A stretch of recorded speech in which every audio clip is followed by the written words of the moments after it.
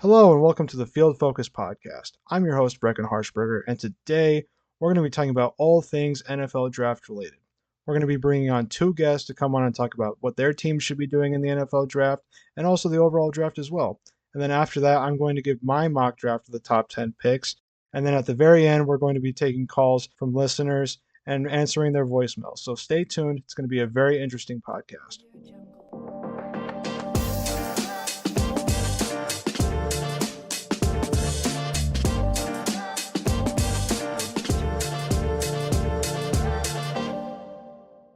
All right, we're going to be starting things off today with it actually seems kind of fitting with where the draft is happening this year. A Green Bay Packers fan for about 2 decades, who happens to be my dad, actually. So, Dad, welcome to the podcast. Thanks, Breckan. Glad to be here. Starting things out, I kind of want to get your thoughts. Ever since about 2015, the NFL draft moved from their Radio City music halls set up every year to going on the road and kind of making it a spectacle like the Super Bowl. And with the 2025 NFL draft happening this year in Green Bay, how do you kind of feel about the city, but also kind of the state as a whole being in the national spotlight? I'll tell you what, it's awesome. Green Bay deserves this kind of spotlight. It's not just another NFL city. It's football. The community, the history, the fans. It's perfect. It's the perfect backdrop for the draft this year.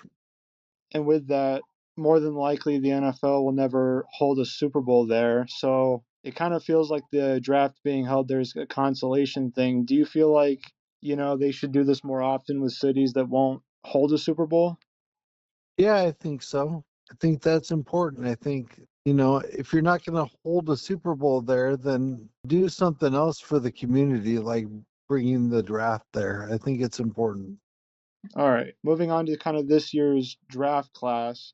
What are your thoughts on the overall talent pool? Are there any like position classes that really stand out to you?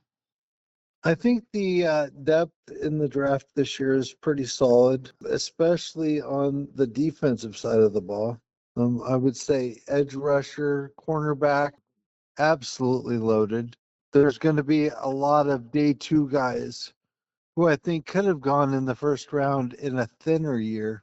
On offense, I don't think it's quite as flashy, but there's still a ton of value out there, especially at wide receiver and offensive tackle.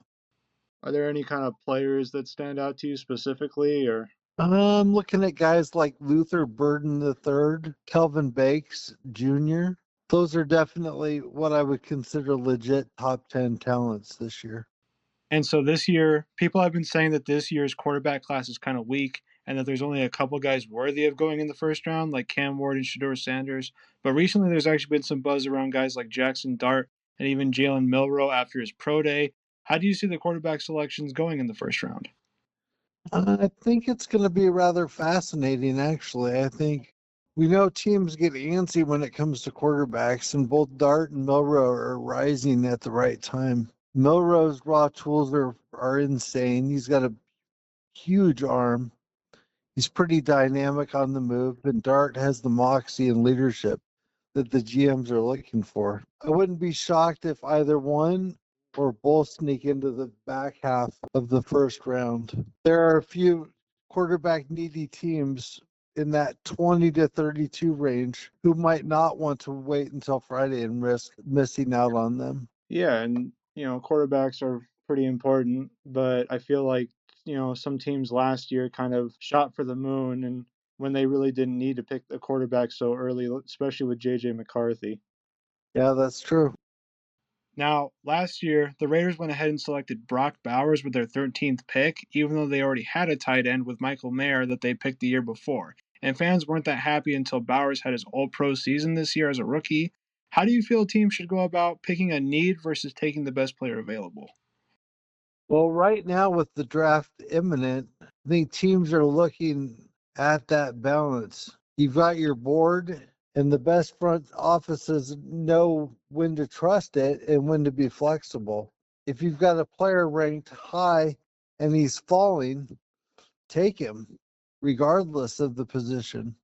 But if the talent tiers are close, that's where you go for need. kind of tightening things up here on the Packers. Which positions do you think they should prioritize early in this year's draft? I'm thinking that number one, I think they need to look at wide receiver. I know they went out and picked up Hardman, but the Packers really lack a clear cut number one receiver. You've got Watson and Dobbs entering their contract years. Watson's recovering from an injury. There's been an issue with dependability. You've got a long term. You need a long term target for Jordan Love. You might look at a guy like Emeka Egbuka from Ohio State. Also, need to look at defensive side of the ball. Look at defensive line and certainly look at defensive tackle as well. Depth on the defensive side of the ball is certainly important. Overall, think though they should go after more offense or defense in this year's draft. Well, I think early on they need to focus on the offense, namely at wide receiver. Um, but after, I would say, certainly need to focus on defense, and again, focusing on the line. Certainly need to give a look at cornerback, defensive tackle, edge rusher. Those are some of the needs that I see out there. So, as a fan, what would kind of make this draft a success in your eyes? I would say, if the Packers were able to walk away with a legit top tier wide receiver, that would be important. Also, if they were able to address their needs on the defensive line, I think that could make this a success. And so, with you being a huge Packers fan, people may not know that you actually grew up in Oregon and are a big Oregon Ducks fan. So, I want to go ahead and get your thoughts about Dylan Gabriel, the Heisman finalist from last year. I mean, where do you think he'll land, and do you think he can even be successful in the NFL? Gabriel, gosh, he's just undersized. Ton of experience.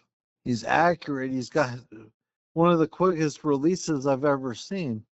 He's a developmental quarterback, which is, sort of what teams are going to be looking at this year, since there's not really anybody in the draft that is going to be a clear cut plug and play. But, with Gabriel, I'm thinking probably day 3 pick, probably 5th to 6th round. Again, it's hard to say how his talent at the collegiate level will translate over to the NFL. I mean, some guys, do well in college and are a bust in the NFL, and we see the opposite occur. But, you've got teams out there like the Vikings, the Falcons, the Rams, who are looking to develop a backup quarterback, and a guy like Gabriel might just be that guy for them. What about, say, Tez Johnson, the star receiver from Oregon? I know a lot of, his draft stock was going down because he ran a 4.51 in his 40 time. What do you think about his prospects? I'm thinking Tez Johnson, is an intriguing, probably day 2 or early day 3 pick in this draft. He's undersized, but if you were able to see him play in college, the kid is electric. He's quick off the line. He runs crisp routes. He's explosive after the catch. He's really tailor made for today's NFL offenses. So I'm thinking anywhere between the 3rd or 4th round, depending on how the board falls. But if he lands with a creative offensive coordinator like Shanahan, McDaniel, Ben Johnson, he really could be a steal of the draft. I don't think he's a wide receiver 1, but he's a guy who definitely can move the chains. Yeah, it's going to be interesting to just kind of see how the draft pans out and also who the Packers go with. But I want to thank you, Dad, for coming on and answering all my questions. No problem. Thanks for listening to the Field Focus podcast. It's now time to introduce our trivia question of the week, which is who are the only 3 wide receivers to be drafted first overall in a draft? And we will go ahead and answer that after the next segment. So stay tuned. All right, our next guest on the podcast is actually a huge Indianapolis Colts fan ever since the days of Peyton Manning. We're going to welcome onto the podcast Jeremiah Hoaglund. How are you doing today? Pretty good, pretty good. Can't complain. All right, so let's jump right in. First off, How are you kind of feeling about the direction of the Colts? I mean, especially after just missing the playoffs 2 years ago and then going 8-9 last year. How are you feeling about the current situation? I'm really feeling that we're not heading in the right direction, if I'm being honest. I wish we had some like consistency at like our quarterback. Seems like we've been bouncing around the last few years. Now we just got Daniel Jones to like a one year deal, I think. So I'm not sure if there's going to be a like quarterback battle like in training camp, but I do think we need to get some like offensive line to protect him. In my opinion, I think he's got some potential, but getting sacked too many times kind of sucks. Yeah, and kind of going along with that, Anthony Richardson, he's been the target of some media attention with some people feeling that he's kind of lazy and he doesn't really put in the effort. And he's also missed a lot of games with injuries in his first 2 years. So do you think the Colts should go ahead and try and address that position? Or do you think they should continue to try and build up Richardson? I think at some point you got to let go. I mean, he's had, like you said, injuries, and this last season was definitely some controversy with him sitting out some plays because he was tired. And that, I mean, that's kind of, you can't do that at that position. So I think maybe one more chance, and then, yeah, it may be time to move on, see if we can. Unfortunately, the NFL is a business, so see if you can get anything for him, meaning a draft pick, or if you can get a trade. Another team will take him for a different asset. But I think this year is a big year for him to either show he's a NFL ready quarterback, or if we're going to be injured again, or have some controversy with whether or not I'm too tired to play. Yeah, it's kind of, in my opinion, a defining year for his career. Yeah, and with quarterbacks, more and more teams are tightening the strings on them and not letting them develop as much as they used to. Do you think there's too much pressure on rookies to succeed right away now? Or do you think that's just part of being a pro nowadays? I really think that there's too much pressure. I mean, you've got guys that are coming in and they're just not good to be like to start. Like they're not ready to start their career immediately on the field. I think there's a lot of value that goes into a guy like, for example, Aaron Rodgers. He came in, sat for I don't know exactly how many years, but he sat for a couple years behind a great quarterback in Brett Favre, and almost immediately with him stepping onto the field after the Packers separated with Brett Favre, Aaron Rodgers was a really good quarterback. Now that's not always the case. Some quarterbacks who sit out and then end up still not being great. You also have some quarterbacks like this year's rookie of the year, and what the heck is his name from the Commanders? Jaden Daniels. He rookie came out and led his team to the playoffs. I think they won a playoff game, if I'm not mistaken. I mean, as a rookie, that's unheard of even for like the greats like Patrick Mahomes. He's kind of an anomaly, but like Peyton Manning, he started right away and he was not good.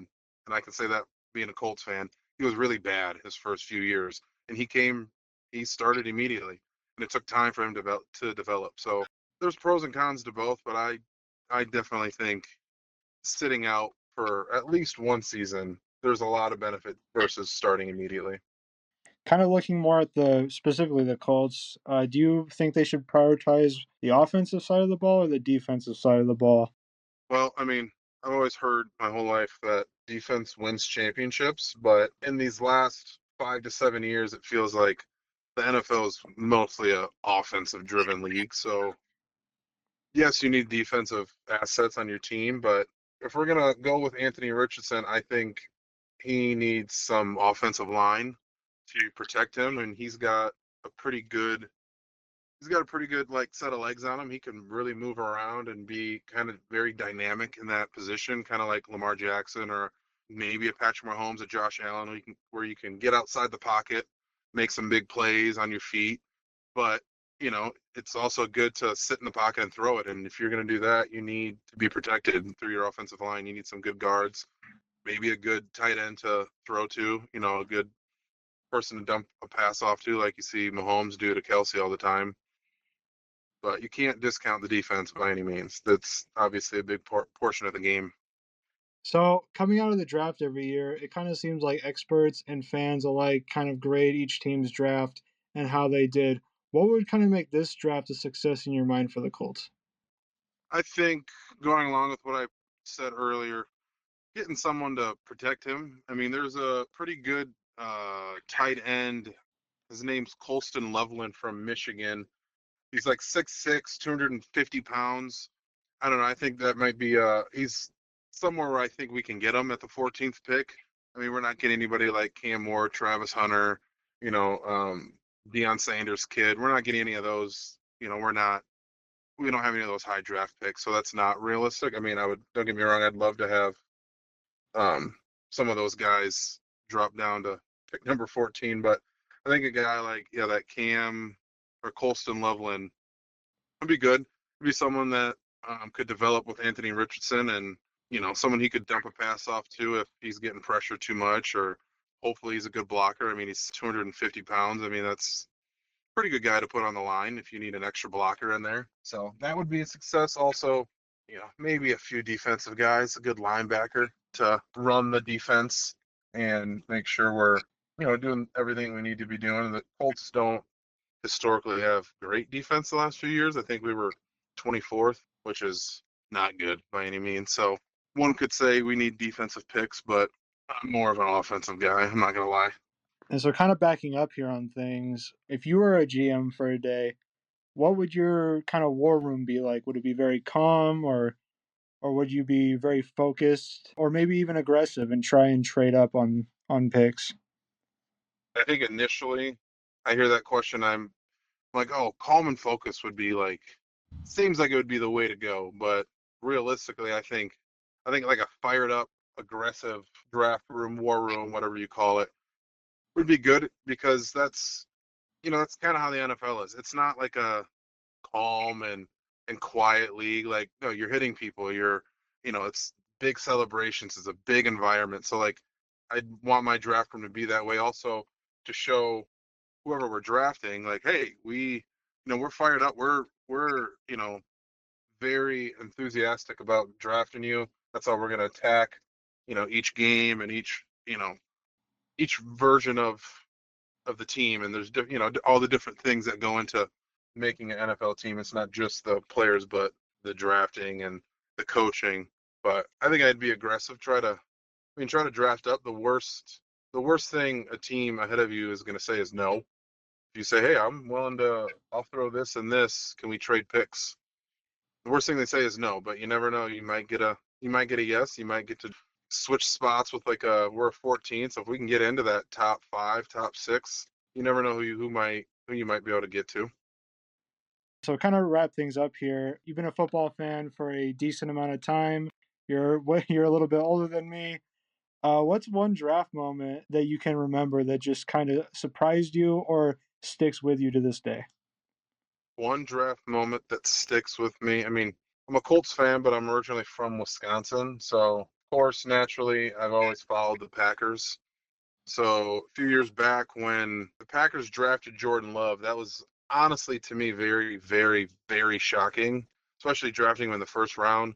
Aaron Rodgers was at the time, in my opinion, and I think in a lot of people's opinion, a top 5 quarterback in the league. It's kind of a slap in the face, if you will, to like draft a quarterback first round when you've got arguably a top 5 quarterback, definitively a Hall of Famer at the helm, who's coming off MVP seasons, and they didn't quite get over that hurdle. But to do that and draft a quarterback, just kind of put yourself in Aaron Rodgers' shoes, like it's kind of a slap in the face. Like, okay, apparently no, apparently the front office doesn't think I can do this, because they're drafting basically my replacement, and the writing's kind of on the wall.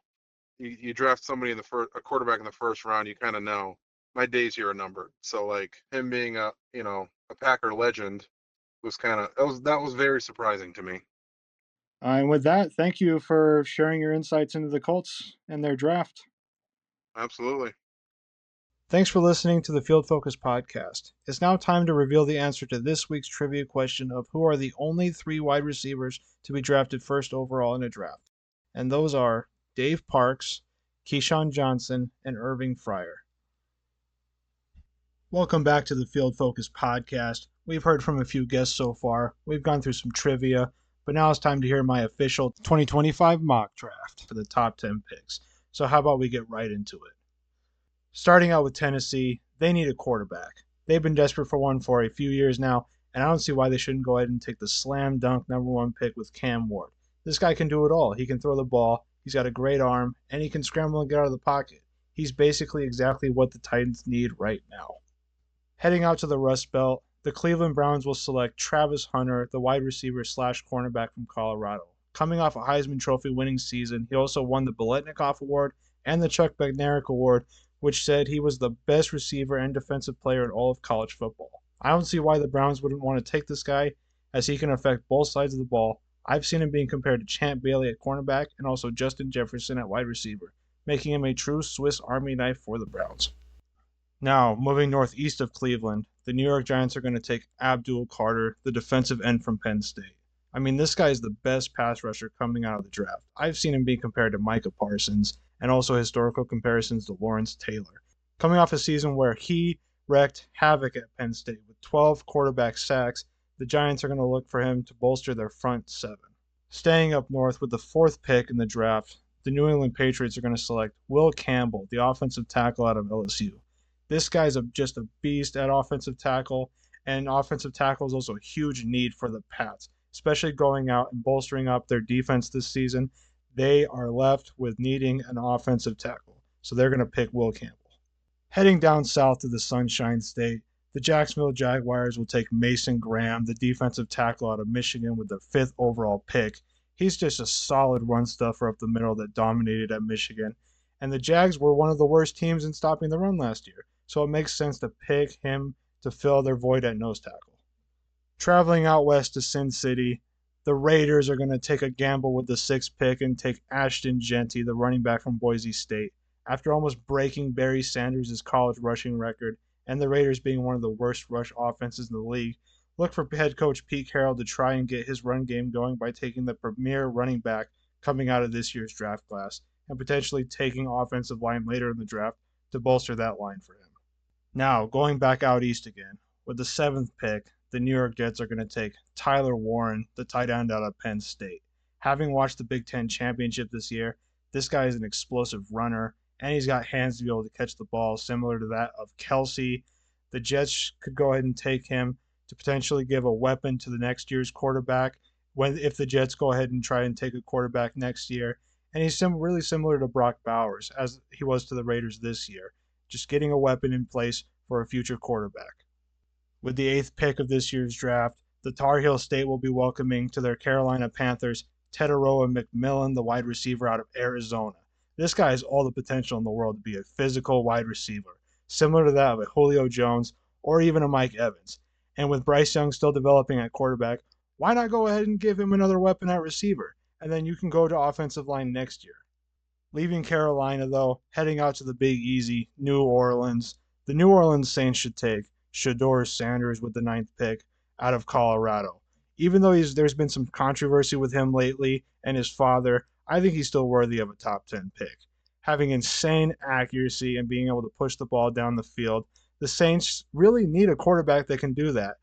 They don't have anybody who can do that. Derek Carr has been proving that he's been going downhill, and Spencer Rattler did not show that much promise last year in his rookie year. And then rounding out my picks, the Chicago Bears should go ahead and take a 10th overall, Kelvin Banks Jr., the offensive tackle out of Texas. This guy won the Outland Award, meaning he was the best interior lineman in all of college football. And with Caleb Williams also taking 68 sacks last year, the Bears should go ahead and try and give him some more protection in the pocket and take this stud out of Texas. And that closes out my mock draft for this year. Hopefully I get some picks right, but either way, these teams are going to take what they need, and some of these guys are going to pan out and others won't. But now we're going to wrap things up with a segment answering some voicemails from you, the listeners. So let's get started with one coming from a listener from Oregon. Yeah, hey Breckan. Big fan of the podcast, so keep up the good work. I just want to ask, I know the league has been moving the draft around to different cities. So if you could pick any place for a future NFL draft, where would it be and why? Preferably one that they haven't hosted yet. Wow, that was a great question by the viewer. I would say, I mean, typically I would like the draft to be in warmer places. But most of those cities in the South and in the West Coast, are warm, so they get some Super Bowls there. You could say possibly, I mean, but it's going to be warm by April anyway, so you could following along with the trend of giving cities that aren't going to get Super Bowls the draft. I would say you could probably go with a location like Pittsburgh. Pittsburgh's a pillar of the league, and they're not really going to get a Super Bowl in February because it's going to be a little too cold out there. So I could see them going to Pittsburgh. I mean, they would give the fans a great entertainment experience. But you could also argue too, like, why not bring the draft to Hawaii? Why not bring the NFL back to Hawaii? That's where the Pro Bowl was lots of years. So I think, if they get a venue set to go and they work out some of the pricing issues and hotel, I think that they could possibly, I think Hawaii could be a great location too for the draft. But it really just is up to the NFL, and I think hitting the pillars of the league could be a good start to that. And now let's actually hear from another viewer, Dave from Oregon. Let's go ahead and hear what he has to ask. Breckan, with you being a fan of underdogs coming into the league, which day 2 or day 3 prospect do you think could shock everyone and end up being the best player in the entire draft? Yeah, that's another great question. Thank you for the question. So I already kind of looked at some steals in anticipation of the draft, and personally, in my view, I've been watching this guy for 2 years now. Luther Burden out of Missouri, the wide receiver. I think this guy's going to be fantastic in the NFL. And I think he's going to go probably in round three, possibly, because I think some teams are going to overlook him a little bit. But, I watched this guy for 2 years now. And I remember, yeah, 2 years ago, he had like 1,000 yards and over 10 touchdowns. And I remember watching Missouri win the bowl game against Ohio State, thinking, "Wow, this team's a solid team, and they could potentially be great next year." Now they weren't, but Luther Burden. I saw this highlight of him against UMass where he took this end around and he ended up, making guys miss and taking it like 60 yards for a touchdown. Like he broke a tackle and made a couple guys miss. It was a great play. So I think, personally, I think he's got great catching skills. I think he's also fast too, sneaky fast like a slot receiver, like almost like a Julian Edelman type receiver.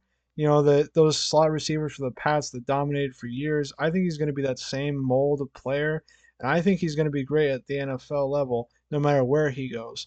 But, it'll just take the right team and offensive coordinator really fit him into their offense and get him some production. Also, another prospect I've been kind of keeping my eyes on is Jadon Blue. He's a running back out of Texas. Now, this guy, he's pretty fast for a running back. I think he ran like a high 4.3s, 40-yard dash at the combine. He's pretty fast, and I think, that's pretty important in the NFL because you got to really hit those gaps right. There's a lot of running backs that have terrible vision, but he's able to really kind of hit those holes with his speed and turn up field and get going to the end zone. And I think he had like 8 or something touchdowns at Texas last year. So I mean the guy's pretty good, especially in that SEC conference. That's really big to be able to score 8 touchdowns on the ground. But honestly, I could see him going like round 3 or 4, kind of around there. And I don't see why, he wouldn't just stay in state there. I think the best fit for him, honestly, is the Cowboys. I don't see the Cowboys are terrible at running back right now. They need a guy, and they're known for developing guys like Jadon Blue could. Um, they've had guys like Ezekiel Elliott. He was a high draft pick, but still, he was great for them. They also had Tony Pollard, who broke out for them. So I think that they should go ahead and I think that he's honestly his best fit going into the draft is the Cowboys, and I think they should go ahead and take him. But unfortunately, with that, that's going to be the end of the podcast. We want to thank our interviewees for coming on, both Jeremiah Hoaglund and my dad for coming on and talking about their teams. We also want to thank the voicemail callers for calling in questions to be answered. And, with the NFL draft, it's really unpredictable. And so we can come on here and talk about this and analyze things, but, none of it may end up becoming true. So you really got to watch the draft and see how everything pans out in real time. And hey, you never know. I mean, it determines the future of the NFL. So it's a pretty big event. But once again, big thanks to our interviewees and also voicemail callers. If you want to watch more, you can check out our YouTube. And also, if you want to learn more about this, check out the notes section below. Thank you for listening, and catch us next time.